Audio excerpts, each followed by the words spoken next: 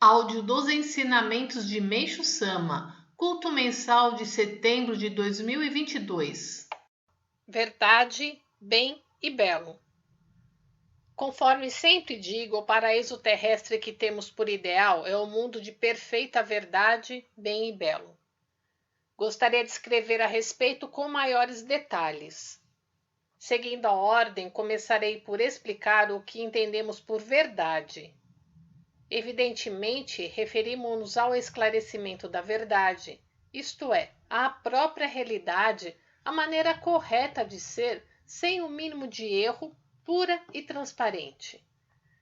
A cultura desenvolvida até o presente equivocou-se e considerou aquilo que não era verdade como a própria verdade. É por essa razão que existiam muitas verdades aparentes. Nem é preciso dizer que foi devido à inferioridade do conhecimento humano que as pessoas não percebiam isso. Basta observar a sociedade atual para percebermos que quase todas as pessoas se veem forçadas a trabalhar arduamente para sobreviver e vivem dia após dia sem qualquer parcela de esperança. Embora estejam se afogando no mar de preocupações causadas pela doença, pelas dificuldades financeiras e pelo medo da guerra, elas insistem em dizer que este mundo em que vivemos é desenvolvido e civilizado. Não obstante, observando com rigorosa imparcialidade, percebemos que quase todas as pessoas lutam entre si, odeiam-se e entram em choque, tal como os animais agonizando num turbilhão de insegurança e ansiedade. É como se estivéssemos olhando o próprio inferno. Essa situação toda que descrevi é justamente o resultado da cultura da pseudo-verdade.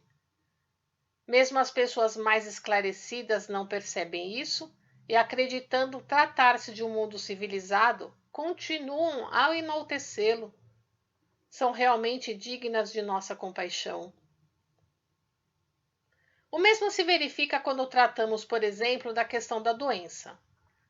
Pelo fato de a medicina estar em desacordo com a verdade, todos os lugares estão repletos de doentes. É tuberculose, disenteria, meningite, derrame cerebral, paralisia infantil, enfim, são incontáveis tipos de doenças. E vejam a justificativa que dão a isso. Antigamente também existiam muitas enfermidades, só que a medicina não estava desenvolvida a ponto de descobri-las. Hoje, porém, ela adquiriu essa capacidade. De qualquer maneira, nosso desejo é que o número de doentes diminua e que o número de pessoas realmente saudáveis aumente. Apenas isso. O homem contemporâneo teme exageradamente as doenças. Por essa razão, as autoridades e os especialistas advertem em relação à higiene e empenham-se na prevenção de doenças. Um exemplo é a vacina, que é preventiva, não objetiva a cura, sendo apenas paliativa. Dessa forma, a medicina nem ao menos sabe distinguir a cura temporária da cura definitiva. E mesmo que soubesse, de nada adiantaria, pois desconhece o método para curar as doenças. E uma vez que ignora completamente que as doenças são uma providência de Deus para aumentar a saúde, empenha-se tão simplesmente para deter sua evolução, pensando que isso é progresso. Além disso, por total desconhecimento de que o método para detê-las é justamente o que as provoca, quanto mais a ciência progride, mais se multiplicam as enfermidades. Vejam, o número de doentes só aumenta e a resistência física diminui cada vez mais. Por essa razão, as pessoas temem a fadiga e a insônia, não conseguem perseverar nem fazer maiores esforços e, caso pratiquem exercícios um pouco mais pesados, ficam exaustas. É descabida a busca da saúde apenas pelo incentivo à prática de exercícios, visto que a realidade nos mostra mortes prematuras de esportistas profissionais. Isso não é incompreensível? Por outro lado, ao seguirem o princípio sobre a saúde ensinado pela nossa religião e ao receberem de orei, o fantasma das doenças se dissipa e as pessoas se tornam verdadeiramente saudáveis. Esta é a realidade. A seguir escreverei a respeito do bem, que evidentemente é o oposto do mal. Todavia, o que é o mal? Ele é causado pelo ateísmo, que nasceu do pensamento materialista, e o bem é seu oposto, nasceu do teísmo. Esta é a verdade. Entretanto, como a premissa da ciência é a negação desse teísmo, que é a verdade, quanto mais ela progride, mais aumenta o mal. E mesmo que a cultura progrida, isso será apenas superficial. Dessa forma, reconhecemos os méritos da ciência, mas não podemos deixar de levar em conta o mal que ela gera. Aqueles que não percebem isso, enaltecem apenas seus pontos positivos e, quanto aos negativos, elaboram habilidosas teorias subjugando as classes dirigentes, levando-as a concluir que nada terá solução sem a ciência. Assim, a felicidade acabou ficando cada vez mais distante. Em seguida, analisemos o belo, que também constitui um problema. Acompanhando o desenvolvimento da cultura, multiplicaram-se os elementos do belo. Individualmente falando, estão em nível satisfatório, mas coletivamente não se consegue usufruir deles. Somente uma parte da sociedade, a classe privilegiada, desfruta de roupas bonitas, boa alimentação e belas moradias, enquanto o povo em geral mal consegue alimentar-se, não tendo condições para pensar no belo. Tais pessoas dispõem de alimento apenas para matar a fome, de casa somente para dormir, das ruas apenas para transitar e de um transporte coletivo em que mal dá para entrar, pois tem de enfrentar os empurra-empurras. Talvez isso ocorra somente no Japão. Dessa forma, trata-se de uma sociedade que não consegue usufruir das belezas naturais, que são dádivas de Deus, tais como as montanhas, os rios, as plantas e as flores, nem das artes e do belo criados pelo ser humano. Assim, não obstante o grande desenvolvimento da cultura, uma vez que não é toda a humanidade que pode usufruir de suas benesses, o mundo contemporâneo é realmente o paraíso dos ricos e o inferno dos pobres. A causa é a existência de uma grande falha em algum ponto da civilização. Somente quando esse equívoco for corrigido e a felicidade puder ser desfrutada equitativamente, o mundo será de fato civilizado. Esta é a missão da Igreja Messiânica Mundial. Por tudo que foi exposto, creio que puderam entender o verdadeiro significado da verdade, do bem e do belo. Contudo, o mais importante é o poder de concretizá-los. De nada adiantarão as palavras se elas constituírem apenas um lema escrito num cartaz. Todavia devemos alegrar-nos, pois finalmente este sonho tão almejado está para tornar-se uma realidade em nosso mundo. Em 25 de setembro de 1953. Religião Daijo. Todos sabem que as religiões apresentam aspectos Daijo e Sojo, especialmente no budismo. Mas me parece que o assunto não foi devidamente aprofundado até nossos dias. Vou expor meu ponto de vista a esse respeito. Em linhas gerais, Daijo se refere à grande natureza. E grande natureza, logicamente, diz respeito ao nascimento e ao desenvolvimento de todas as coisas existentes. Portanto, o Daijo abrange tudo, nada escapa. Nesse sentido, o Daijo a que me refiro não é o Daijo do budismo, mas sim o caminho Daijo que engloba a religião, a filosofia, a ciência, a política, a educação, a economia e a arte. Evidentemente, inclui também a guerra e a paz, o bem e o mal. Ao observarmos o desenvolvimento de todas as coisas, notamos o caminho da natureza. Logicamente, o valor de um verdadeiro ser humano reside no fato dele ser capaz de reconhecer que, por meio da obediência ao caminho, tudo se desenvolve naturalmente. Por essa razão, quando há desvio do caminho, força-se a situação, o que acarreta infalivelmente obstáculos e, por conseguinte, estagnação ou ruína. Assim, a realidade do mundo nos mostra que, se estivermos em conformidade com o caminho, haverá construção. Se nos desviarmos dele, haverá destruição. É exatamente como se passa com um trem. Quando se encontra sobre os trilhos, avança, fora deles não anda. Seguindo essa lógica, pode-se dizer que, em tudo, se algo desaparece é porque existe uma razão para tal. Da mesma forma, se algo nasce, também há uma causa. O acaso não existe, tudo ocorre porque há um motivo. Nesse sentido, quando uma ideologia tende para a esquerda, surge uma para a direita e vice-versa. Em qualquer situação, devemos seguir o caminho sem pender só para um lado. É como dirigir um automóvel. Respeitando esse princípio, podemos dizer que o capitalismo, o socialismo, o comunismo, as alas conservadoras e as progressistas, o ativismo e o passivismo e demais ismos nascem por haver uma necessidade e, igualmente, desaparecerão quando não forem mais imprescindíveis. Evidentemente, as religiões também são assim. Elas só surgem por haver uma razão para tal. Acontece que os seres humanos, em sua grande parte, presos ao próprio ponto de vista, acabam considerando uma heresia tudo o que difere de sua maneira de pensar.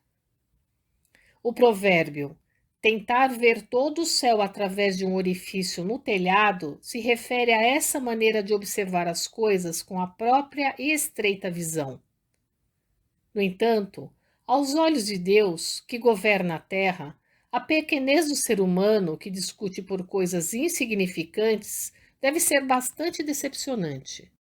Neste mundo, tudo que se torna dispensável para o ser humano sofre uma seleção natural. Entretanto, se uma coisa é necessária, por mais que o ser humano tente, não conseguirá eliminá-la. Suponhamos que surja uma nova religião ou ideologia. Mesmo que ela pareça supersticiosa ou errada aos olhos humanos, se for necessária à humanidade, progredirá. Caso contrário, será eliminada. Sendo assim, até certo ponto, devemos deixar os acontecimentos seguir seu curso natural. Se for uma religião realmente atuante de valor, a perseguição feita pelo ser humano até contribuirá para o seu crescimento. O maior exemplo disso é o cristianismo. Quem contestaria seu atual e próspero crescimento, apesar de seu líder espiritual ter sido crucificado? Escrevi este artigo para estimular o homem moderno a refletir sobre o erro de se ater à sua visão demasiadamente estreita e curta. Em 30 de janeiro de 1950. Felicidade. Desde a antiguidade, todo ser humano almeja a felicidade, por ela ser seu primeiro e último objetivo. Apesar de todo esforço, estudo e aperfeiçoamento para alcançá-la, quantas pessoas a conquistaram de fato? Não obstante essa constante busca, a maioria permanece desafortunada. A realidade é que as pessoas em geral acabam deixando este mundo sem desfrutar a alegria de ver a felicidade concretizada. Será então a felicidade algo tão difícil de se conseguir? Devo dizer que não. Todos sabem que a base da felicidade está na solução de 3 grandes problemas: doença, pobreza e conflito. Porém, como diz o ditado, falar é fácil, fazer é difícil, a maioria das pessoas acaba se resignando. Em tudo na vida, para cada efeito existe uma causa. Evidentemente, a felicidade não foge a esse princípio. Sendo assim, o primeiro passo para resolver esse problema seria conhecer a causa. No entanto, como ele não consegue conhecer a causa, obviamente é impossível concretizar a felicidade a despeito de todo esforço realizado. Então, qual será a causa da infelicidade? Vou esclarecê-la. Desde os tempos antigos dizem: o bem produz bons frutos e o mal maus frutos. Realmente é uma verdade eterna. A partir desse princípio, o empenho em fazer o próximo feliz deveria ser a condição essencial para se alcançar a própria felicidade. O mundo, entretanto, está repleto de pessoas que buscam a felicidade apenas para si, indiferentes à infelicidade alheia. É realmente uma tolice querer colher felicidade semeando a infelicidade. É como a água numa bacia. Se empurrarmos, a água vem para nós. Se a puxamos, ela se afasta. É nesse ponto que se vê o quanto a religião se faz necessária para a humanidade. A essência do amor cristão e da compaixão búdica é cultivar o sentimento altruísta de tornar o próximo feliz. Contudo, o ser humano dificilmente tem consciência de uma verdade tão simples. Para tanto, as divindades estabelecem diversas doutrinas, indicam critérios quanto à maneira correta de pensar, falar e agir, ensinam a existência do invisível e, por meio de seus representantes, conduzem as pessoas a uma fé verdadeira e sincera. No entanto, não é nada fácil salvar mesmo uma única pessoa. Isso é muito compreensível, uma vez que as pessoas em geral estão arraigadas no pensamento materialista por terem recebido uma educação que não acredita no invisível e dificilmente demonstram interesse no assunto. Passam a vida sofrendo, vagando em meio às trevas da desilusão e no final se tornam viajantes de uma jornada sem retorno. Realmente a vida é sem sentido para a maioria. Se houver um meio de elas se tornarem verdadeiramente felizes em sua vida terrena, desfrutando de alegria, paz interior e vida longa, o mundo será realmente um paraíso em que a vida faz sentido. As pessoas em geral resignadas talvez pensem: não tenho como ser feliz em um mundo cheio de sofrimentos como este. Entretanto, nós afirmamos que existe um segredo para se tornar feliz e ofereço a presente publicação como um guia para revelá-lo. Em 1º de dezembro de 1948. Ordem. Desde os tempos antigos dizem: Deus é ordem. Concordo plenamente. Em qualquer situação, se algo não transcorre tranquilamente, é porque a ordem não está sendo respeitada, principalmente no que diz respeito às relações humanas. Há uma máxima em chinês que afirma: mesmo entre um casal, deve haver distinção entre as partes.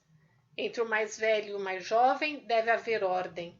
Realmente são palavras sábias. É surpreendente a quebra de ordem que vem ocorrendo ultimamente na sociedade. A ordem e a civilidade estão intimamente relacionadas e isso exige especial atenção. Conforme podemos comprovar, quando observamos a grande natureza, tudo segue uma ordem. A sequência da primavera, do verão, do outono e do inverno, a alternância dos dias com as noites, o crescimento da vegetação, etc. Jamais ocorre de as flores da cerejeira desabrocharem antes das flores da ameixeira. Podemos citar vários exemplos. De nada adianta ir orar a uma divindade depois de tratar de outro assunto qualquer, pois nesse caso o outro assunto se tornou prioritário e a divindade ficou relegada a segundo plano. O mesmo se passa quando alguém vai receber Jorei em situação de doença. Primeiramente, devemos dirigir-nos à igreja para recebê-lo e depois resolver outras questões. Assim procedendo, nem é preciso dizer que a eficácia do Jorei será mais notável. Tenho observado frequentemente pessoas que constroem casas, reservam para seus filhos os aposentos do andar superior e ficam com o cômodo do térreo. Por estarem ocupando uma posição superior, os filhos passam a não mais dar ouvidos aos pais. O mesmo se dá no caso de patrão e empregado. Por essa razão, é preciso prestar muita atenção a esse aspecto. Pode parecer irrelevante, mas o mesmo cuidado se deve ter para com a ordem dos assentos em uma sala. O chefe da família deve ocupar a parte principal, em seguida a esposa, e depois o primogênito, a primeira filha, o segundo filho, etc. Procedendo-se assim, o ambiente se torna plenamente harmonioso. Do contrário, é muito natural que possam ocorrer contendas e situações desagradáveis. Já participei de muitas reuniões cujo clima pesado podia ser logo percebido por quem chegasse. Notei que isso geralmente se passava quando a disposição dos assentos não estava de acordo com a ordem. De modo geral, para se definir os lugares, devem ser considerados de ordem inferior aqueles que ficam próximos à entrada do recinto e de honra os que estão mais afastados. Sabemos que a parte principal é a que se localiza em frente do tokonoma. Portanto, é preciso levar em conta o tokonoma e a entrada e definir os lugares com base no bom senso. Em relação do lado direito ou do lado esquerdo, vemos que este é de ordem superior, pois representa a parte espiritual. O do lado direito se subordina a ele, pois equivale à parte material. Note-se que o braço direito é o mais utilizado por corresponder à matéria. Coletânea série de Kahn, volume 5, em 30 de agosto de 1949. Aguardar o tempo certo. Quando observamos os vários segmentos da sociedade, notamos como é grande o número de fracassados. Se o resultado do fracasso se restringisse ao sofrimento do indivíduo e este o aceitasse como azar ou falha própria, a questão estaria encerrada. A realidade, entretanto, é que isso não ocorre. O infortúnio de uma só pessoa abate a família e causa transtornos até mesmo a parentes e amigos, constituindo-se uma espécie de mal social. Evidentemente, no início de tudo, a pessoa não tinha intenção de prejudicar ninguém. No entanto, do ponto de vista do resultado, a situação se torna um problema que não pode ser ignorado. Assim sendo, é preciso examinar com profundidade o motivo do insucesso, que normalmente se encontra em um ponto que passa despercebido. Ou seja, ao conceber um plano, inicialmente a pessoa prepara-o cuidadosamente para que nada falhe. Pelo menos ela imagina assim. Mas quando se entrega à execução da obra, infelizmente as coisas não correm como esperava. Inesperadamente começam a surgir dificuldades e obstáculos, a pessoa fica perdida sem saber como agir e acaba perdendo o rumo. Esta é a trajetória habitual dos que não têm sucesso. Vejamos agora aonde se encontra a razão do fracasso. Resumindo em uma frase, podemos dizer que o motivo se deve ao menosprezo do fator tempo. O tempo é um fator absoluto em tudo o que se relaciona ao ser humano. Por exemplo, as flores, os frutos, os produtos agrícolas, tudo tem seu momento. Mesmo que as demais condições sejam favoráveis, se o momento não for condizente, não há como os resultados serem bons. As flores desabrocham na primavera porque seus bulbos são cultivados no outono. Aquelas que nos encantam do verão ao outono são plantadas na primavera. Os frutos também têm sua época de amadurecimento. Não podemos saboreá-los enquanto estão verdes. Quando maduros, tornam-se alimentos deliciosos. Os produtos agrícolas têm seu tempo certo de semeadura e transplantação. Além disso, naturalmente, eles precisam de temperatura e clima adequados. Conforme pudemos ver, a grande natureza ensina ao ser humano a importância do tempo. Ela, em seu estado original, é a própria verdade. Por essa razão, o homem deve ter sempre a grande natureza como referência em todas as suas realizações. Aprender com ela é a condição suprema para não fracassar. A terapia espiritual, o cultivo de produtos agrícolas sem uso de fertilizantes e outros métodos que eu preconizo praticamente não fracassam e geram bons resultados porque os mesmos respeitam a grande natureza. Assim sendo, jamais me precipito com relação a um planejamento. Analiso de maneira objetiva e exaustiva todos os ângulos possíveis e, após uma madura reflexão, certifico-me de que o projeto é correto, útil à humanidade e duradouro em todos os aspectos. Depois disso, faço os preparativos necessários e aguardo o tempo certo para sua execução. Sucede-se que a maioria das pessoas não tem paciência para esperar o momento propício. Como se lançam a obra prematuramente, surge o desequilíbrio entre o projeto e o tempo, e o andamento não evolui conforme o desejado. Desse modo, a pessoa se precipita, aumentando ainda mais o descompasso, e aí sobrevém o fracasso. As coisas acabam seguindo essa ordem. Portanto, o essencial é ter paciência para aguardar a chegada do tempo certo. Todas as coisas possuem seu melhor momento. São totalmente procedentes os velhos provérbios. Quem espera sempre alcança. Se esperarmos, teremos bom tempo para navegar. E mire e acerte o alvo. Outrora, muitas pessoas se impacientaram com a minha maneira de agir. Houve também as que me apresentaram sugestões e manifestaram suas aspirações. Como eu demorasse a executá-las, elas se impacientavam ou se questionavam. Quanto a mim, estava tão somente à espera da chegada do tempo adequado para iniciá-las. As conhecidas falas: aproveite os bons tempos. Espere a chance, mas não a deixe passar. E aproveite o momento oportuno confirmam muito bem essa lógica. Então, como podemos concluir que se trata do momento propício? Primeiramente, já com todas as condições preenchidas, as circunstâncias nos impulsionam a colocar o plano em execução. Sendo este o momento em que o tempo se encontra suficientemente amadurecido, ao iniciarmos a concretização do plano, tudo se processará com facilidade, sem se forçar a situação. Assim sendo, pouparemos esforços e tudo correrá suave e naturalmente. Em suma, devemos agir sempre após cuidadosa ponderação.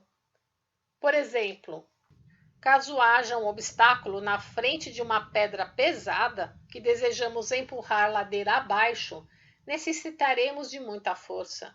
Se soubermos esperar pacientemente, o obstáculo cederá pelo peso da própria pedra. Com o tempo, ela rolará até com o empurrão de um dedo. Se o roxinol não canta, esperarei até que ele cante. Este poema é alusivo ao caráter de Ieyasu Tokugawa, fundador de uma dinastia que perdurou 300 anos, o qual sabia dar tempo ao tempo. Creio que com o que eu disse puderam compreender o quanto é importante o tempo certo. Conforme consta no Fudesaki, com o tempo nem Deus pode. Realmente trata-se de uma sucinta, porém extraordinária afirmação. Jornal Hikari número 14, em 25 de junho de 1949.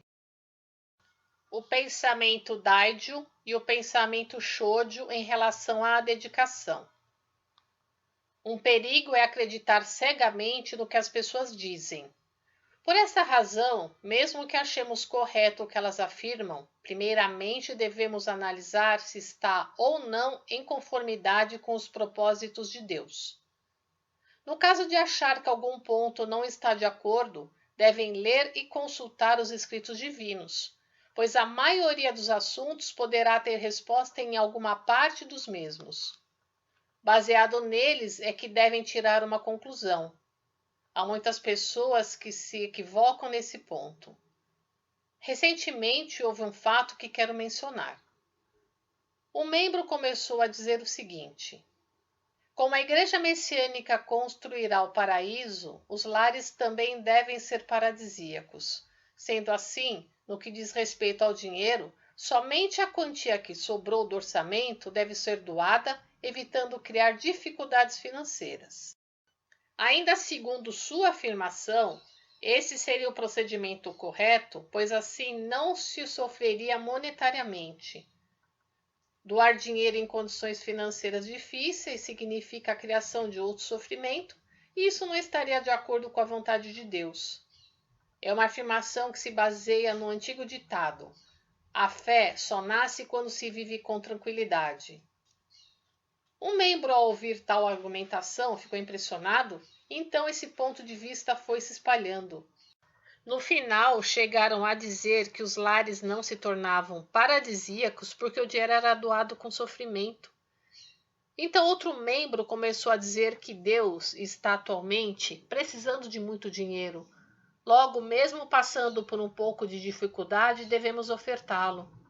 Então, criou-se uma divergência entre os dois discursos. Não sei por que motivo a primeira sempre ganhava da segunda. Dado que a situação continuava confusa, chamei as partes e disse-lhes o seguinte: a primeira afirmação de fazer com que o lar não passe por dificuldades está certa. De fato, é isso mesmo. Também está correta a segunda afirmação que Deus está precisando de muito dinheiro e que é preciso ofertar dinheiro a todo custo, por maior que seja o sofrimento, para construir o quanto antes o paraíso terrestre e salvar o mundo. Ambas estão corretas, só que uma é Daijo e a outra é Shōjo. A primeira é um pensamento Shōjo, a segunda um pensamento Daijo. Então, no segundo caso, será que as pessoas passarão por dificuldades por ofertarem dinheiro? Obviamente que não. Se for um Deus que, embora lhe ofereçam dinheiro, deixa a pessoa no estado de sofrimento, é melhor deixar de adorá-lo. Experimente doar em meio a algum sofrimento. Ofereça com a deliberada intenção de passar dificuldades. O valor doado retornará multiplicado por 10. Longe de passar por dificuldades, o dinheiro retornará a você abundantemente. Falando-lhes dessa forma, ambas as partes entenderam. Principalmente as pessoas de pensamento Shōjo compreenderam bem e outro dia vieram pedir-me desculpas. Estamos sujeitos a esse tipo de acontecimento. Por esse motivo, achando que seria interessante que os senhores também soubessem da existência de problemas nessa natureza, referi-me a eles aqui. Coletânea de Ensinamentos, número 11, em 7 de junho de 1952. Movimento de formação do paraíso por meio das flores. O objetivo da nossa igreja é a construção do paraíso terrestre. Mas o que seria ele? Sem dúvida é um mundo em que a verdade, o bem e o belo são praticados em sua totalidade. Evidentemente, além dos métodos de saúde da agricultura natural, que são a vida da nossa igreja e visam a concretização desse mundo, temos o Jorei, que promove a renovação do corpo físico e espiritual. De mais a mais, é igualmente primordial promover a elevação do espírito da pessoa por meio do belo. Em relação a ele, é um novo projeto que no momento nossa igreja está iniciando. Vou expor primeiramente a situação atual do Japão. Em uma classificação geral, o belo situa-se no domínio da audição, da visão e do paladar. No que se refere à audição, talvez nunca tenha havido época tão próspera em música como a atual, em virtude principalmente do rádio, sendo muito significativo o progresso do toca-discos, o avanço da indústria fonográfica. No tocante à visão, entretanto, a situação é muito precária, existindo apenas o teatro, o cinema e coisas do gênero. Em verdade, queremos algo que toque nosso sentimento pela beleza, que seja mais simples, mais próximo de nós e que não sofra limitações pelo fator tempo. Ora, o teatro e o cinema são excelentes meios para deleitar os olhos, mas como esbarram nas restrições impostas pelos horários, questões financeiras e meios de transporte, ainda não podem ser aceitos como completamente satisfatórios. O que propomos como excelente forma de propagação do belo é o cultivo e a distribuição de flores. Trata-se de ornamentar com flores não só as moradias, como também os demais locais onde houver pessoas. Hoje em dia, nas residências de pessoas acima da classe média, encontramos flores que enfeitam os cômodos, mas isso não é suficiente. Nosso objetivo é fazer com que as flores possam ser apreciadas por qualquer pessoa, independentemente de sua classe social ou do lugar onde ela esteja. No canto do escritório, sobre a escrivaninha e nos demais espaços. Nem é preciso dizer o quanto uma flor nos revigora e nos conforta. O ideal seria ornamentar, mesmo com um botão de flor, até mesmo casas de detenção e penitenciárias. Quão boa influência psicológica isso exerceria sobre os detentos? Se a sociedade chegar ao estado de existirem flores onde quer que haja pessoas, a força para tornar ameno esse mundo infernal será realmente considerável. No entanto, atualmente nada podemos fazer em relação a isso, dado o alto custo das flores. Precisamos a todo custo fazer com que elas possam ser adquiridas a preços bem baixos. Para tanto, devemos intensificar sua produção sem prejudicar a de alimentos. A respeito disso, vou apresentar um ponto muito importante. Na questão de variedade de flores, o Japão é considerado o mais rico do mundo. Quanto ao método de cultivo, parece que nosso país tem atingido o nível mais alto. A tulipa, que antes era principalmente produzida na Holanda, já na época anterior à última guerra, passou a ser cultivada no Japão, na região de Echigo, atual província de Niigata, mostrando um bom retorno financeiro pela sua exportação. Na província de Kanagawa, o lírio branco era produzido e exportado para a Inglaterra e Estados Unidos, e sua produção vinha aumentando a cada ano. Pela pesquisa que fizemos, constatamos que os americanos admiram muito as flores do Japão e têm grande interesse pelas nossas belas flores e variedades raras.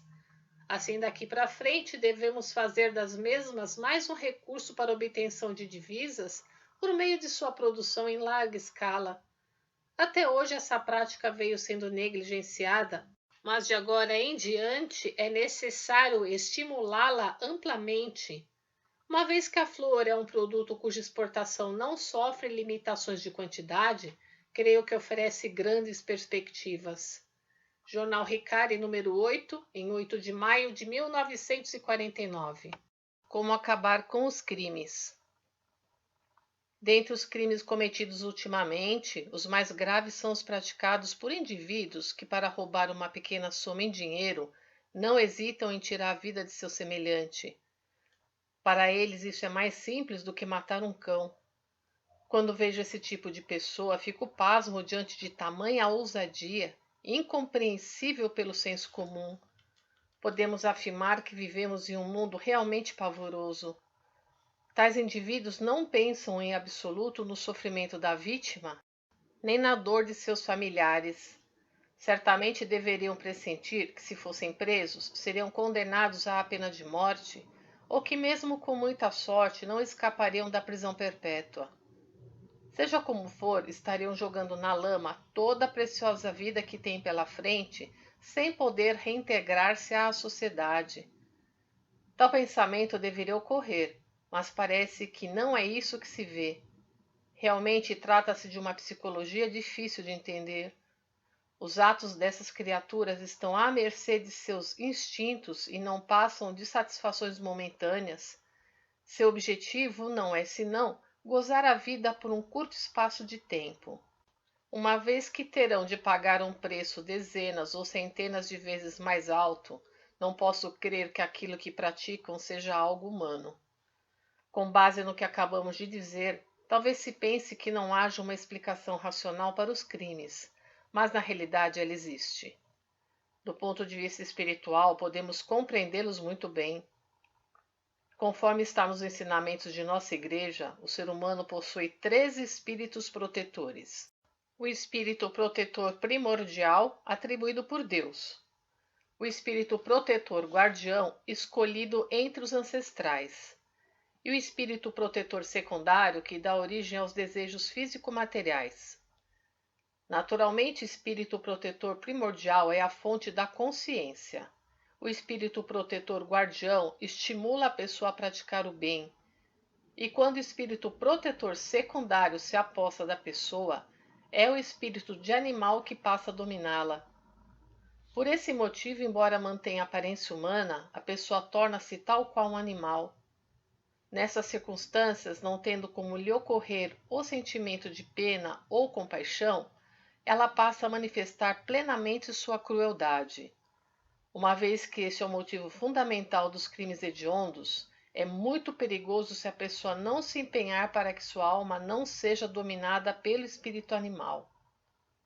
Basta um pequeno estímulo para despertar-lhe desejos malignos e torná-la uma criminosa. Nesse caso, o que se deve fazer? Não há outra forma senão recorrer à força da religião. Por que por meio da religião?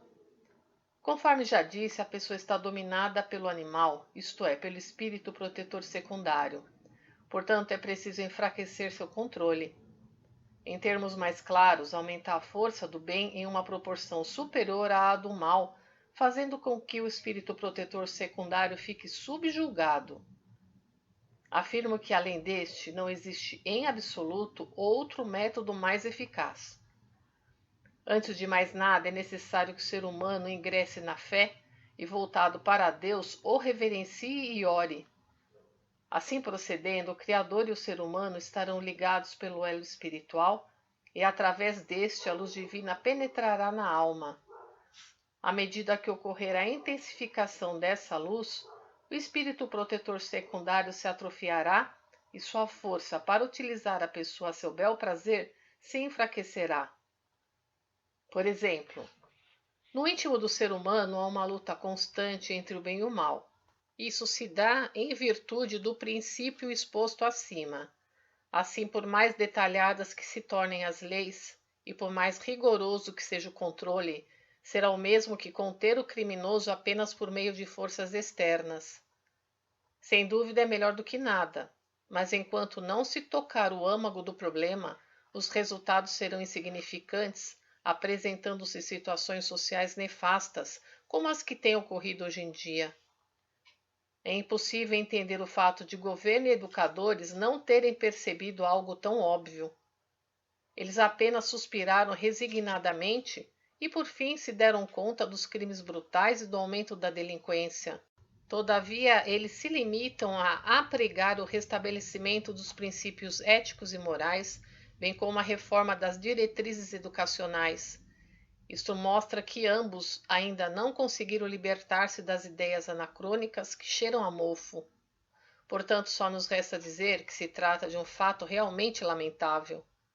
Pode parecer uma analogia carregada de ironia, mas é o mesmo que colocar água em uma peneira e, notando que esta vaza demais, diminuir-lhe os furos. Gostaria de apresentar a presente proposta aos líderes da nossa sociedade.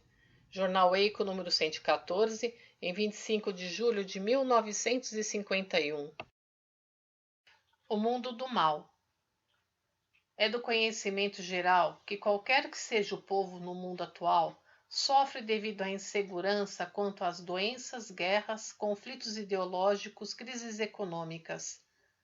Primeiramente, tratarei de cada questão acima mencionada em relação ao Japão. Começarei pela crise econômica, que tem sido, entre os demais problemas, motivo de grande preocupação. Ela, que atinge não só o governo, como também o povo, não constitui nada de novo, existindo um ponto sobre sua causa que a maioria não consegue perceber. Ela se encontra sob a influência do mal.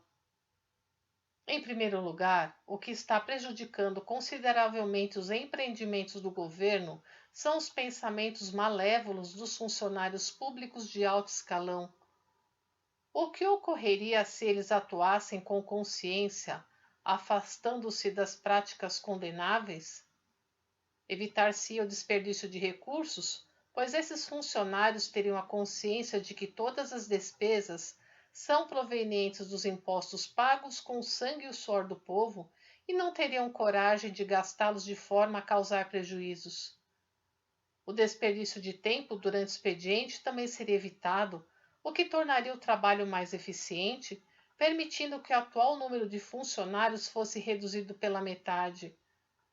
Como eles estariam cumprindo suas obrigações com boa fé, tudo correria favoravelmente com boa aceitação da parte do povo e assim não haveria, como se verifica atualmente, uma tendência a menosprezar e temer os oficiais do governo, que evidentemente passariam a ser respeitados e tratados com mais consideração. Além disso, com a extinção de favorecimentos, os quais levam à prática de subornos, não adviria o problema de corrupção, e isso levaria a população a confiar nos servidores públicos com toda a tranquilidade. Consequentemente, a fiscalização se tornaria desnecessária e, por não haver mais processos judiciais, o benefício para a economia do país seria incalculável. O indivíduo também se tornaria mais saudável sem o consumo excessivo de bebidas alcoólicas, iguarias, e longe de ser nocivo e sem sentido, sua vida se tornaria mais afortunada e, evidentemente, seu lar mais harmonioso. Não existiriam mais esquemas escusos que sempre acompanham obras públicas, assim tudo se tornaria mais barato e, nesse ponto, o benefício obtido seria incalculável. Mesmo que pudesse ser concretizado apenas o que foi exposto, a metade do atual orçamento do governo seria mais do que suficiente e possibilitaria uma grande redução dos impostos, sendo, pois, imensurável a alegria da população. O mesmo se pode dizer em relação às empresas privadas. O que se sucederia se todos os funcionários conseguissem libertar-se dos sentimentos maldosos? A fiel execução do serviço despenderia gastos com comissões, banquetes e campanhas, e as barganhas e as fraudes tornar-se-iam uma raridade. Por conseguinte, as transações comerciais seriam realizadas em harmonia e, por não haver desperdício de tempo, elas ocorreriam de forma prazerosa, o que resultaria no aumento da produção, consequente diminuição dos custos e uma ampla demanda dos produtos. Principalmente no setor de exportação, o Japão se tornaria mundialmente imbatível. Além disso, o que nos deixaria mais felizes seria o desaparecimento de atritos entre patrões e empregados. Sendo a produção realizada com prazer em ambiente de paz e cooperação harmônica, a eficiência no trabalho seria formidável e, em decorrência disso, haveria o aumento da renda e a preocupação com a subsistência seria extinta por completo.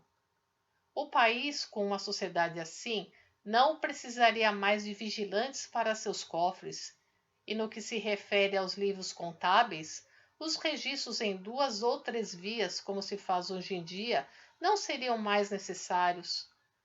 Também seria dispensável a realização quase que diária de negociações maçantes com a presença de 5 ou 6 fiscais da fazenda.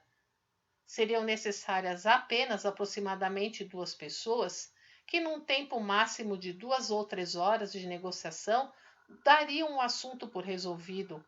Portanto, o lucro de ambas as partes seria maior. Dessa maneira, em tudo a eficiência seria superior e a jornada de trabalho deveria diminuir pela metade em relação à da atualidade. Como o lucro aumentará, as instalações para recreações serão melhor servidas e a alegria de viver será incomparavelmente maior que a da atualidade. Os diretores e dirigentes executivos agirão de forma transparente, pois os funcionários passarão a trabalhar com entusiasmo, e isso garantirá a prosperidade das empresas. Observando-se a política, é do conhecimento de todos o quanto de mal é praticado de forma engenhosa. E por esse motivo, são raros funcionários públicos e membros de partidos políticos que se preocupam seriamente em agir em favor do país e do povo. Não é que os políticos deixem de levar em consideração o bem-estar da nação e da população, mas por possuírem um egoísmo muito forte, a realidade comprova que tudo é feito visando-se ao benefício próprio e ao do partido. Quando se trata de emitir alguma opinião sobre os partidos de oposição, sempre fazem questão de ser contra. Realmente é a contestação pela simples contestação, feita de forma tão vergonhosa que até é difícil comentar. Não obstante, isso é considerado normal. No plenário do Congresso Nacional são vergonhosos a zombaria, o insulto, o tumulto em relação à oposição e, no final, em uma atitude escandalosa, chegam à agressão física, dando-nos a impressão de estarmos assistindo a uma briga de indivíduos sem caráter. Gostaria de referir-me um pouco a respeito das eleições gerais, cuja realização está marcada para daqui a um mês. A maioria dos parlamentares até hoje não foi eleita de forma honesta, mas mediante a compra de votos e a concessão de favores. Consequentemente, é grande o número de parlamentares corruptos escolhidos, como foi na última eleição.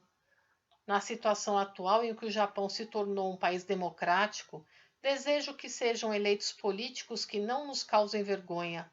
Parece que nesta votação, que se diz que será limpa, os candidatos estão mais conscientes. Por conseguinte, acredito que haverá uma grande melhora. Vou encerrar por aqui os comentários sobre política e em seguida observarei a sociedade em geral. Atualmente o mal tem atuado em todos os setores da sociedade. Nos lares verificam-se geralmente conflitos entre casais, entre pais e filhos, entre irmãos, bem como desavenças entre amigos. São realmente pouquíssimos os lares que vivem em harmonia. Além disso, tem sido frequente ouvir sobre a ocorrência de discórdias e até ações judiciais entre parentes e conhecidos. Ultimamente, crimes entre parentes consanguíneos estão se alastrando, o que, além de serem lamentáveis, nos causam pavor. Diariamente nos jornais podemos ver inúmeros casos de roubos a residências, furtos, assaltos à mão armada, fraudes, apropriação indébita, roubo a lojas, furtos cometidos por batedores de carteiras, chantagens. Em linhas gerais, este é o aspecto da sociedade. Portanto, podemos afirmar que o mal que assola este mundo forma um lamaçal sem fundo. Em suma, como disse Buda, este é sem dúvida um mundo de sofrimentos.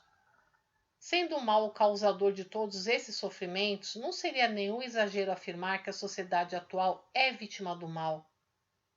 Com efeito, entre milhares de pessoas, não existe uma só que consiga, um dia sequer, viver livre de preocupações. Dentre essas, a maior certamente é a doença. Por mais intenso que seja nosso temor de ladrões, podemos impedir sua ação trancando as portas. Estando com saúde e podendo trabalhar, conseguimos livrar-nos da pobreza. Vivendo com prudência, podemos evitar os processos judiciais. A doença e a guerra, por enquanto, são situações das quais não podemos nos esquivar. Analisando minuciosamente, podemos concluir que ambas têm origem no mal. E uma vez que todas as desgraças provêm do mal, está por demais claro que sua extinção só será possível por meio da religião. Será que os intelectuais do mundo entendem isso ou não? Fica difícil chegar a uma conclusão. Jornal Eco número 174, em 17 de setembro de 1952. É possível solucionar os males sociais? O aumento alarmante de criminosos em nosso país é algo jamais visto. Roubos de grande monta praticados por uma quadrilha formada por mais de 100 ladrões, com um prejuízo total de 400 milhões de ienes. Casos de violência coletiva e aumento de crimes praticados por adolescentes. Certamente trata-se de um quadro social que não pode continuar. Quando observamos como está a situação para aqueles acima da classe média, vemos que essa também se encontra em uma situação calamitosa. Há, entre outros casos, corrupção nas empresas públicas, subornos que envolvem determinados empreendimentos civis, e podemos afirmar que esses terríveis problemas parecem não ter fim. Estes são apenas os casos que vêm à tona, ou seja, são só a ponta do iceberg, e temos a sensação de que os atuais males sociais do Japão parecem não ter fim. É como uma montanha de lixo acumulado onde não se tem sequer um lugar para pisar. Portanto, a grande questão com que nos defrontamos é como proceder para conseguir limpar. Naturalmente, não só as autoridades como também os intelectuais estão apreensivos em relação a esses problemas tão difíceis e reconheço que estão se empenhando o máximo possível para encontrar uma solução. Entretanto, por que será que não conseguem vislumbrar ao menos uma luz? Vamos analisar a questão baseados no nosso ponto de vista. Na realidade, as pessoas envolvidas estão totalmente equivocadas, com a atenção voltada para o lugar errado. Raciocinemos. Em primeiro lugar, é preciso descobrir onde está a causa dos crimes. É óbvio que, se não a esclarecermos, não será possível tomar uma medida apropriada. Sem dúvida, a causa fundamental do crime está na alma do ser humano e em nenhum outro lugar. Dependendo do estado claro ou escuro de sua alma, a pessoa poderá tornar-se boa ou má. Por conseguinte, o foco da solução do problema é levar alguém de alma escura a se tornar uma pessoa de alma clara. Quem não percebe isso são os governantes e os intelectuais da atualidade, que tomam várias medidas somente em relação a aspectos secundários que vêm à tona, o que se transforma em um grande esforço para as instituições de prevenção de crimes. Contudo, é o mesmo que encher de água uma vasilha furada, motivo pelo qual jamais conseguirão erradicar os crimes, levem quantos anos levarem. Alguém disse que para exterminar os crimes é preciso colocar um policial vigiando cada cidadão. Realmente é uma expressão maravilhosa. Por conseguinte, por mais que se aperfeiçoe o sistema judicial e que a polícia e o Tribunal de Justiça realizem enormes esforços, evidentemente não conseguirão obter os efeitos esperados. Então, será que não existe uma medida eficaz que apresente resultados positivos? Sim, existe. Vou expor minuciosamente a esse respeito. Conforme já explanei, só há um meio de fazer com que a alma do ser humano se torne clara, sendo desnecessário dizer que este meio é a religião. Eu garanto que, além desta, não há outro. Contudo, será que basta ser uma religião? Isso também é uma questão que requer ponderação. Existem vários tipos de religiões, mas desejo referir-me às mais novas. Dentre estas, infelizmente, as que realmente nos deixam tranquilos são tão poucas quanto as estrelas ao amanhecer. E qual é a situação entre as antigas? Creio que todos concordam comigo quando digo que não parece haver entre elas nenhuma com força suficiente para transformar o escuro em claro. Portanto, é preciso, em primeiro lugar, analisar as religiões, observando sua essência e selecionar algumas que pareçam razoáveis e, mesmo que não as apoiemos, pelo menos manter boas relações com elas. Afirmo que não há alternativa melhor. No entanto, não entendo por que os mais interessados na questão, apesar de se preocuparem com os males sociais, nem pensam em recorrer à religião. Afinal de contas, conforme já disse, a situação atual nos mostra que eles se agarram aos métodos materialistas e se recusam a abandoná-los. Consequentemente, a população é que segue infeliz. Creio que o mais importante é fazer com que eles despertem e reconheçam a essência da verdadeira religião. Sem dúvida, o pensamento dos criminosos se fundamenta no princípio materialista de não acreditar no que é invisível e se empenham em fomentar o mal social, achando que basta enganar os olhos alheios, concentrando a inteligência nessa forma de agir. Assim sendo, enquanto não exterminarmos esse pensamento, quaisquer outros métodos serão inúteis, pois eles não passarão de simples paliativos. Portanto, custe o que custar, devemos tomar por base o pensamento espiritualista e fazer com que se conscientizem da existência de Deus. Se passarem a acreditar que Deus observa constantemente as ações de cada ser humano e entenderem o princípio de que a boa ação produz bom fruto e a má ação um mau fruto, extirpar o crime pela raiz será uma tarefa fácil. Os intelectuais que lerem minhas palavras certamente dirão: não há dúvida de que seja exatamente como o senhor argumenta, mas isso não é o suficiente para os criminosos reconhecer a existência de Deus.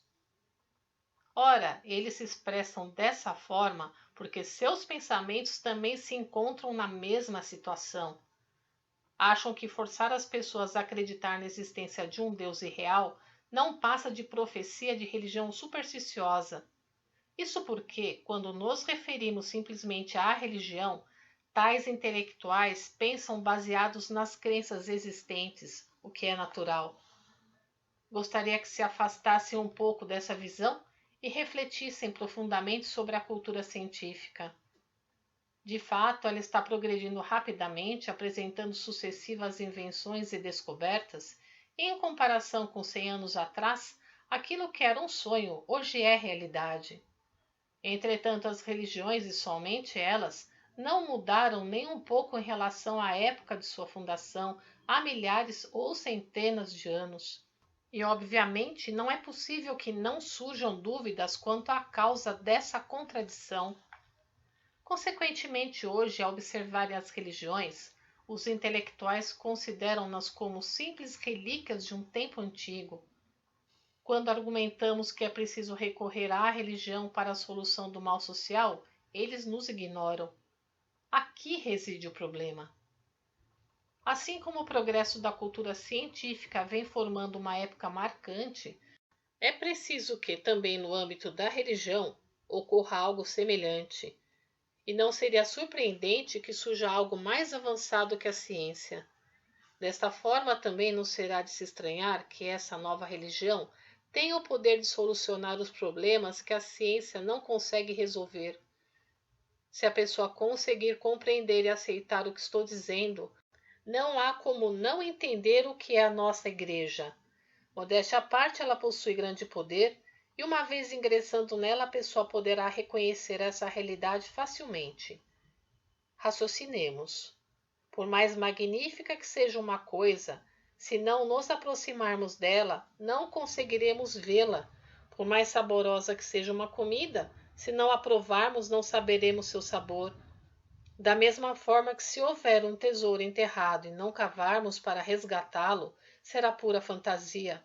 Ou seja, algo que apenas imaginamos de longe e é impossível de ser alcançado. Se ficarmos indecisos, deixando-nos influenciar por boatos e falsas notícias publicadas nos jornais, e acharmos que somos mais uma religião supersticiosa e trapaceira, rejeitaremos a felicidade. Antes de mais nada, é melhor que a pessoa dê um passo à frente e descubra. Há um sábio ditado que diz: se não entrarmos na toca do tigre, não conseguiremos agarrar seus filhotes. Revista Tidio Tengoku, número 20, em 25 de janeiro de 1951. Poema 25. Deus escolheu Atami para estabelecer um protótipo do paraíso na Terra, confiando a mim sua construção. Vou expor quão profunda e sutil, e ao mesmo tempo grandiosa, é a nossa Igreja Messiânica. Acredito que qualquer fiel que ler o presente texto ficará surpreso e sem palavras. Afinal, é preciso saber que o plano de Deus é algo impossível de ser imaginado pela inteligência humana. Podemos dizer o mesmo em relação à construção do paraíso terrestre que está sendo realizada atualmente em Atami. À medida que as obras avançam, os fiéis conseguem perceber as transformações no formato da montanha, na posição das árvores e nos locais previstos para as edificações. Enfim, a beleza de toda a paisagem e os arredores do solo sagrado estão diferentes a cada vez que visitamos o local. Principalmente em termos de muros de pedras, podemos considerá-los como os mais numerosos do Japão. As pedras necessárias à construção dos referidos muros são obtidas em um único lugar e em quantidade ilimitada. Por mais que sejam extraídas, não têm fim. Mesmo que se procure por toda Atami, não se encontra nenhum local que disponha de tantas pedras. É realmente muito misterioso e não há uma só pessoa que não se surpreenda com essa realidade. Ainda que analisemos apenas o fato de as pedras já estarem reunidas no terreno, não há a menor dúvida de que Deus já havia preparado e planejado tudo há vários milhares de anos. Quando observamos a paisagem que envolve as redondezas do atual paraíso e sua manifestação harmoniosa do belo, a boa disposição dos diversos tipos de árvores e o aspecto das montanhas, somos levados ao estado de êxtase. No que diz respeito aos terrenos de que necessitamos, o fato é inexplicável, pois conseguimos adquiri-los um após o outro. A aquisição do terreno não se dá de forma dispersa. As terras são adquiridas uma ao lado da outra. Em relação ao tempo, ocorre o mesmo. Quando sinto a premente necessidade de obter um terreno, seu proprietário me procura dizendo que quer vendê-lo a mim. Realmente tudo avança de acordo com a minha vontade. Periodicamente visito o local da construção para inspecionar e nessas ocasiões surge-me involuntariamente um novo projeto. Assim não tenho nenhuma necessidade de pensar e essa é realmente uma situação muito cômoda. O que vem a ser o grandioso e surpreendente plano divino a que me referi no início? Para compreendê-lo, preciso falar sobre o significado da cidade de Atami, que é um dos pontos mais pitorescos do Japão. Conforme sempre tenho afirmado a seu respeito, trata-se de um local que preenche todas as condições de beleza relacionadas às montanhas e ao mar, ao clima, às águas termais e aos meios de transporte acessíveis. Certamente em todo o Japão não existe nenhum lugar tão pitoresco quanto esse. Qual será a razão disso? Refletindo a respeito, é possível chegar à seguinte conclusão. Por ocasião da criação da Terra, o Criador projetou esse local baseado em seu plano eterno. Provavelmente isso deve ter sido há vários milhões de anos. Ele determinou terras paradisíacas no Japão, o qual no futuro será conhecido como Jardim do Mundo. Como requisito, conferiu a elas com perfeição, entre outras coisas, o clima, o ambiente, a beleza natural e aguardou a chegada do tempo certo. Esses locais evidentemente são Atami e Hakone e o Monte Fuji. Sobretudo em relação à cidade de Atami, acredito que ele tenha objetivado um ambiente ideal de máxima beleza. Procedendo dessa maneira, finalmente, o nível do progresso da cultura material alcançou estágio propício para a construção do paraíso, o que fez com que eu nascesse neste mundo e morasse em Atami, após vivenciar várias experiências e passar por algumas localidades. E ali Deus iniciou a construção do protótipo do paraíso terrestre, que era seu objetivo. Quando estou no Monte Zuyun apreciando a paisagem, fico sempre a pensar que no início dos tempos, sem dúvida, Deus fez o plano e traçou o projeto. As ilhas Hatsushima e Ooshima, que podem ser vistas ao longe como se fossem jardins de pedras em miniatura, os 5 cabos, a ponta de Manazuru, a cadeia de montanhas do desfiladeiro de Kokutoge, o mar que se apresenta com espelho e nos faz confundi-lo com o lago, e sobretudo a beleza das montanhas de Atami. Se tudo isso não foi realizado pela suprema técnica divina, então o que será? Deixando tudo isso preparado no passado, nasci neste mundo como ser humano e no atual século XX passei a desenvolver o plano conforme inicialmente idealizado, e por esse motivo é normal que o número de milagres seja grande. Portanto, meus trabalhos não se limitam a esse pequeno paraíso terrestre. É possível imaginar que minhas diversas atividades foram preparadas desde a criação das coisas. A respeito disso, desejo expor mais um fato de suma importância. Apesar de ser um autoelogio, quando uma pessoa passa a usar como objeto de proteção uma folha de papel com o ideograma caligrafado por mim, manifesta-se um maravilhoso poder de cura. Sou capaz de caligrafar cerca de 500 folhas em 1 hora, o que quer dizer que em 7 segundos consigo caligrafar uma folha. Por meio dessa obra criada, em 7 segundos, com uma folha de papel e tinta à base de carvão, salvo a vida de milhares ou dezenas de milhares de pessoas. Nem sei como explicar esse magnífico poder de Deus. Isso significa que não sou eu a pessoa poderosa, e sim Deus, que me concedeu esse extraordinário poder divino. Jornal Eico número 109, O Plano de Deus em 20 de junho de 1951. Poema 29. Quando a luz de Deus se estender ao mundo inteiro, os povos renascerão. Finalmente, nas montanhas de Hakone, foi concluído o protótipo do paraíso terrestre denominado Shinsenkyo, Terra Divina.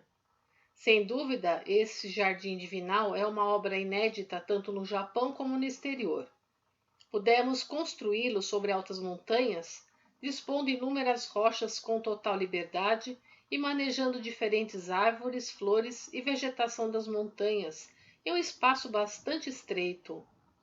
O encanto diante da beleza da natureza e o som das águas correndo por entre as rochas possibilitam um deleite paradisíaco, uma espécie de refúgio do cotidiano. Elogios como esse são externados por todos que nos visitam. Além do mais, ali está instalado o magnífico Palácio do Belo, o Museu de Belas Artes de Hakone, que deixa tudo ainda mais exuberante. Em resumo, é uma obra de arte que une a beleza da natureza e a beleza criada pelo ser humano, motivo pelo qual nós nos orgulhamos. O que eu citei é uma impressão obtida pela visão humana. Espiritualmente, no entanto, o protótipo do paraíso terrestre de Hakone oculta um amplo e inimaginável significado. Por meio de explicações detalhadas, poderão compreender quão profunda, sutil e incomensurável é a obra divina, a ponto de transcender a inteligência humana. Como eu digo sempre, no início a obra de Deus é construída de forma extremamente pequena e vai sendo ampliada aos poucos até alcançar o mundo inteiro. Trata-se de algo profundamente misterioso. Esse processo pode ser aplicado ao mundo material. No caso de realizar uma ampla construção, primeiramente o ser humano faz uma maquete para depois entrar na fase de execução. Dessa maneira, basta compreender que a construção do paraíso terrestre da Terra Divina, concluída nesta oportunidade, simboliza o futuro protótipo do paraíso em âmbito mundial. Vou explicar o profundo significado da escolha das montanhas de Hakone. Em primeiro lugar, quando analisamos o mundo espiritualmente, vemos que seu centro é o Japão e o Monte Fuji, o pilar principal do globo terrestre. Percebam sua magnífica forma única em todo o mundo. Desde os tempos antigos, ele é chamado de Montanha Divina ou Montanha Sagrada, e os estrangeiros consideram-no o símbolo do Japão. Tudo isso encerra um profundo significado. O destino do Japão é tornar-se o centro do paraíso terrestre. Isso já estava estabelecido por Deus na ocasião em que o céu e a terra foram criados. Observem a beleza das montanhas e das águas, a diversidade de sua vegetação, a paisagem magnífica de cada estação determinada pela mudança do clima, a maneira como essa paisagem se transforma. Essa rica dádiva da natureza encerra em si mesma a beleza paradisíaca. O imperador da dinastia chinesa, Qin Shi Huang, 260 a 210 a.C., denominou-o Toho Horaijima, Ilha da Vida Eterna do Oriente, o que é bem compreensível. Os estrangeiros também reconhecem que o povo japonês possui aguçada sensibilidade, principalmente no que se refere ao belo, a ponto de dizerem que não há exemplo semelhante no mundo. Da mesma forma, é misterioso o fato de se reunirem no Japão, desde os tempos antigos, obras de arte de vários países.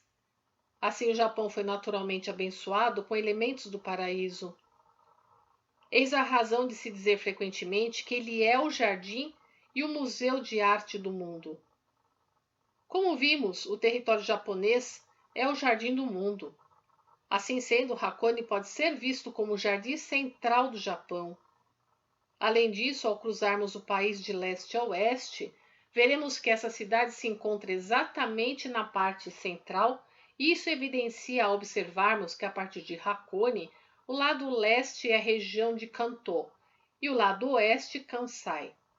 Mesmo no aspecto cultural, creio que não há outro país que mais tenha absorvido as culturas oriental e ocidental.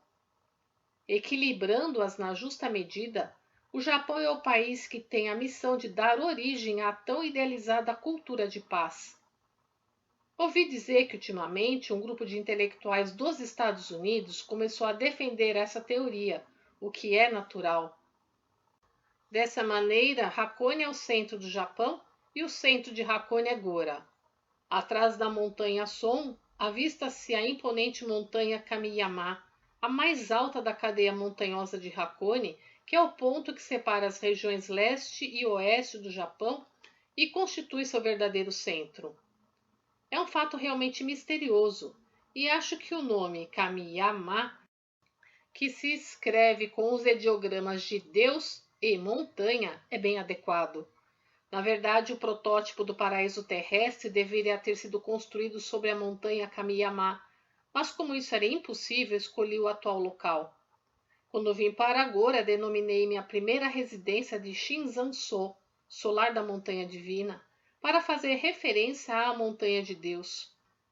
Na ocasião, denominei de alojamento Son, o local onde hoje se encontra Nikoden, templo da luz do sol, devido à relação com a montanha Son.